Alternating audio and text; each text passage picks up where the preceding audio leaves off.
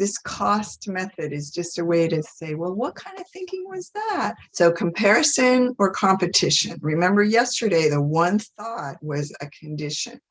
Conditional thought. If then, if only blank, then I would be happy. If only blank, I would be safe, which leads to I need blank. In order to be happy, I need blank. In order to feel good about my body, I need to lose 10 pounds. In order to feel safe on my relationship, my husband never needs to yell at me, whatever. They're all the conditions we come up with. So that's partly the way this is, but this one is specific. If you can catch yourself in comparison or competition, is a specific kind of conditional thought.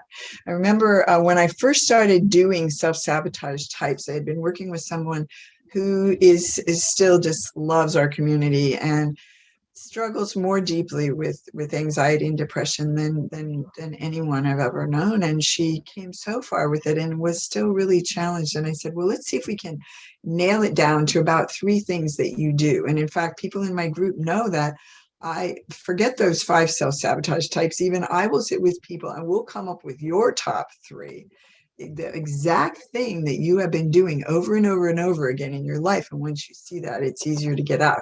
So one of hers was the comparison thing. She's an amazing mom, and she would take her kids out somewhere and she'd be looking at other families and she'd go, oh, that mom is so much more together than I am. That couple is so happy, so much happier than me and my husband. And she'd just put herself in hell. So comparison was one of hers. Competition, I already mentioned how my friend did that one. So again, this one is about, it's not so much the same as being in other people's business, which Liz talked about, and we'll get that next. Comparison and competition is more like, it's about, if you look at the fine print, I wrote what others have, what they get, what they look like.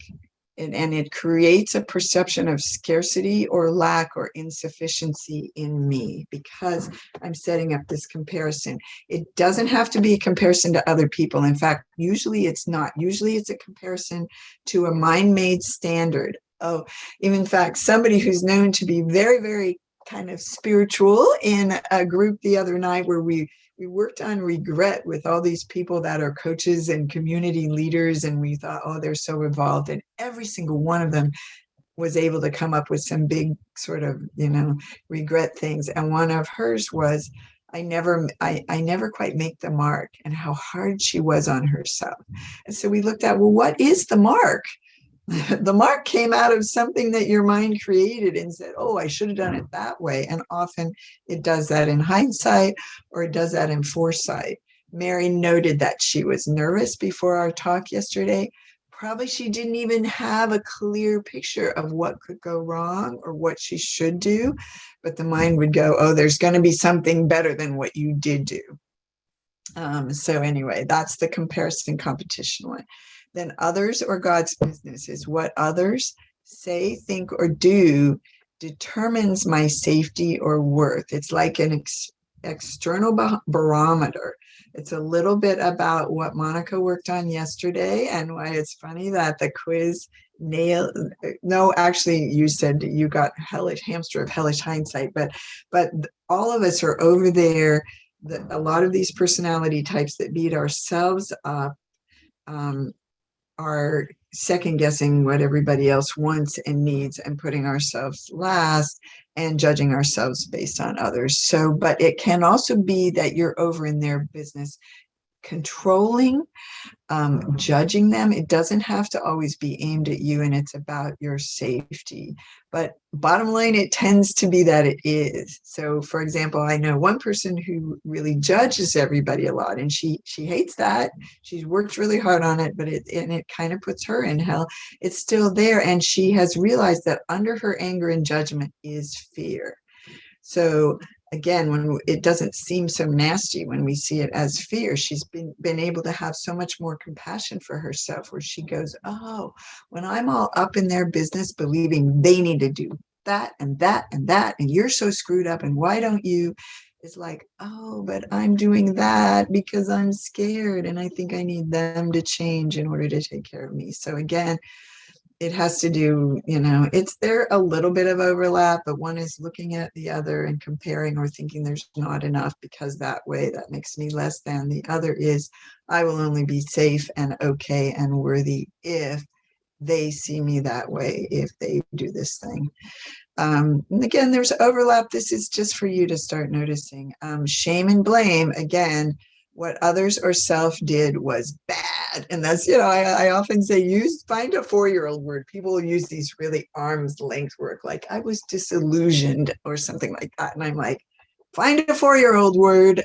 So you always get, I was bad, they were bad. And we hardly ever use that word bad because we've been so trained not to judge. But if you get right down to it, there's a bottom line judgment, black and white, good, bad, right, wrong. And so if we're pointing it at others, it's blame. If we're pointing it at itself, it's shame. And what I didn't know, I was watching a brain science thing, is that I used to think there were these emotions that were, let's see, it's anger, sadness, fear, surprise, and sexual feelings were supposed to be the 5 kinds of feelings, but they have since really found that shame is its own kind of feeling. And I know that, you know that if you have felt that in your stomach. It doesn't fall into any of those other categories. It's shame. I always say got that kicked in the stomach feeling. And what I found though, over years of working, is when I had that feeling, I had always gone and abandoned myself. I was always in someone else's or God's business. And so that kicked in the stomach feeling was actually in some ways a hole where I had left myself.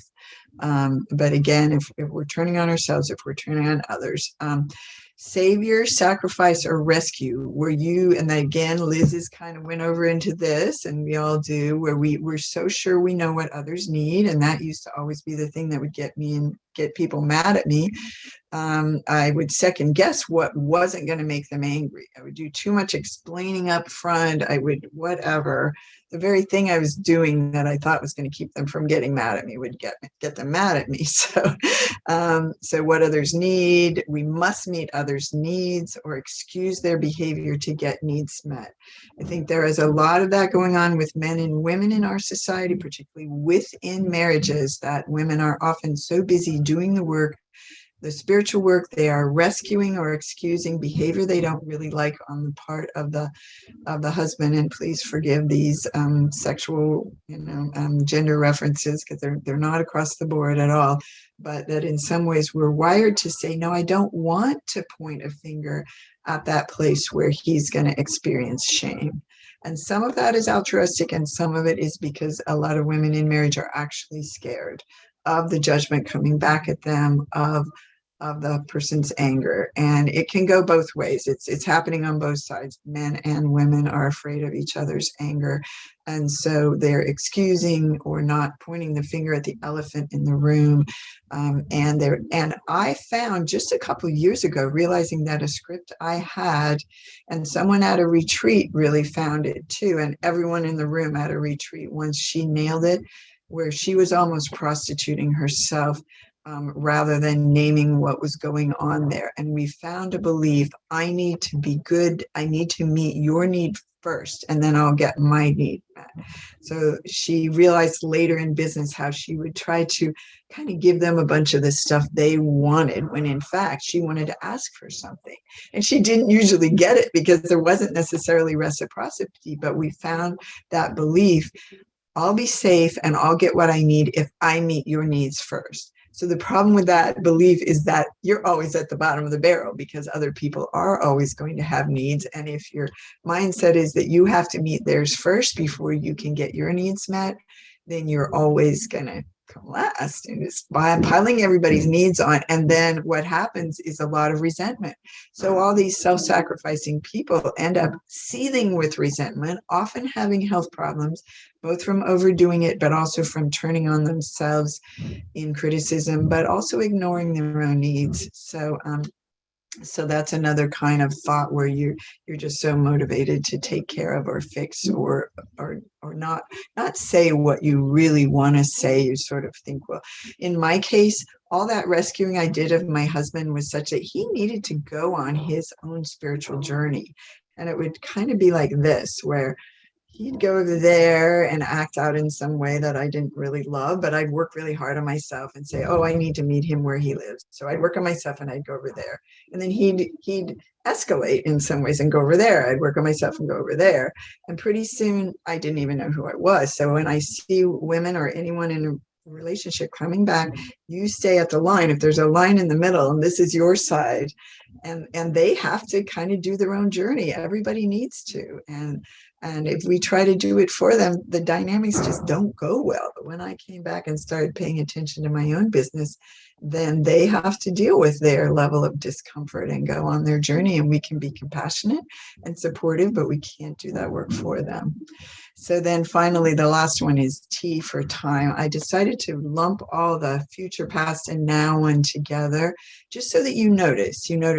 And I saw that they had some kind of extra. Future is always fear. Future creates fear. Fear is a story that this is going to happen, even if it's a real fear, like a saber-toothed tiger is coming out of the woods to get you. That's still a future story that hasn't gotten you yet. And yes, it's good if it gets you to act, if it's a real fear, but when it's just worry or anxiety, all we're doing is projecting a movie onto the screen of our minds, and we are reacting to that with fear. So that's why so many stress-related health problems. It started with ulcers, just a lot of things where people were sitting at their desks having these high levels of fear going on in their body and no way to shake it off. So a lot of the research on trauma by Peter Levine and others that talk about, the I don't have the name for it, the vasal, anyway, let's not go into that right now because I've lost the word. But so much of it goes back to Peter Levine's work in Waking the Tiger about the fact that squirrels and other animals are in life-threatening situations daily. Like my dog, the minute I let her out, she goes after a squirrel. So that squirrel just, and that they don't have post-traumatic stress disorder. Why is that? Because he watched them and they all have rituals that they do after an event like that. Their body does all these twitching little weird things and shakes off the trauma. And we just sort of hold it in and add more stories and use those evidence to use those stories and those fearful events as evidence. And yet children, until we teach them to be scared, they can fall down and get hurt and get right back up. And so when everybody goes, oh, poor sweetie, oh, you're hurt, aren't you? And Byron Katie would point out that, in fact, it's the memory of being hurt that keeps the hurt alive. And I've found that to be true as someone who used to have a lot of physical pain. I have almost none now. And that the projection of our mind that, okay, that was hurting, that means the mind sees that it's going to continue hurting. And therefore it does. I'm not saying you created your own pain, by the way. This is a real complex kind of thing. It's not that simple. So people tell you, you created your illness, you created your cancer or your pain. No, please don't buy into that. It's not that simple. So I can talk to you more if you're dealing with illness or physical pain. But I have been on sessions with people where they were completely had big time physical things going on and they were in a lot of pain and they had a lump of fluid and by the end of it, all pain was gone. Where they're like, I can't find it. I'm looking and I can't find it, even though the doctor just told me X, and even though that lump of fluid is still there. So, you just never know. So then past, I put powerless, because we are powerless to go back and change the past. And we just so separate from ourselves and tell ourselves we were wrong to have done it that way, or that our parents should have treated us differently, or it puts you in this hopeless, powerless place. And that, is regret, which also is resentment. Regret is resentment towards yourself or someone else in the past. And then the now one, I put, because I wanted, people know I like these letter things. So I wanted the now one to be an N. And I got, oh my God, if you've got a story that now should be different than it is, the outcome of that is a no. You resist the reality that's showing up.